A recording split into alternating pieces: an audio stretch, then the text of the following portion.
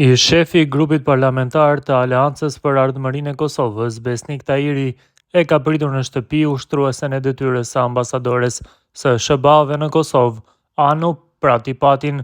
Tahiri tha se bashkë me gruan e tij, Pratipatin, e pritën për t'i dhënë lajm të mirën mikut të tyre, Gregori Viola, i cili për më shumë se 3 vjet e ndihmoi Kosovën me përkushtim të lartë.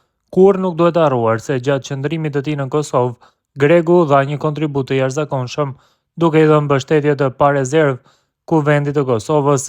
Profesionalizmi, përkushtimi dhe miqësia e tij e sinqertë do të na mungojnë shumë e më së shumti Kuvendit të Republikës së Kosovës, shkroi Tahiri.